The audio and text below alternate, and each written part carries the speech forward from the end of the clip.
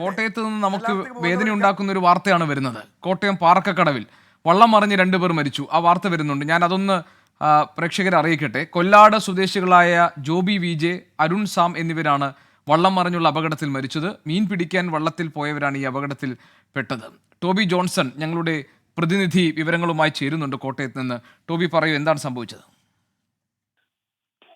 ജിക്കെ, ഉച്ചയ്ക്ക് ശേഷം 2 മണിയോടുകൂടിയായിരുന്നു ഈ അപകടം ഉണ്ടായത്.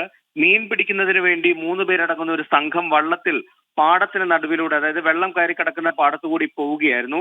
ഈ ആഴമുള്ള സ്ഥലത്തെത്തിയപ്പോൾ ഈ വള്ളം മറിഞ്ഞു എന്നാണ് അവിടെ നിന്നും അറിയാൻ കഴിഞ്ഞത്. തുടർന്ന് ഏറെ നേരം ഇവർ ആ വള്ളത്തിൽ പിടിച്ചു കിടന്നു. ശേഷം വള്ളം മുങ്ങിയതോടുകൂടി ഇവർ രണ്ടുപേരും താഴ്ചയിലേക്ക് പോവുകയായിരുന്നു. വള്ളത്തിൽ ഉണ്ടായിരുന്ന നീന്തറിയാവുന്ന ജോഷി എന്ന വ്യക്തി നീന്തി രക്ഷപ്പെട്ടു. അദ്ദേഹം ഈ രണ്ടുപേരെയും രക്ഷപ്പെടുത്താൻ ശ്രമിച്ചെങ്കിലും അതിന് സാധിച്ചില്ല എന്നാണ് പറയുന്നത്. തുടർന്ന് ഏറെ നേരം നാട്ടുകാരും ഫയർഫോഴ്സും തിരച്ചിൽ നടത്തിയതിനു ശേഷമാണ് ഇരുവരുടെയും മൃതദേഹം കണ്ടെത്തിയത്.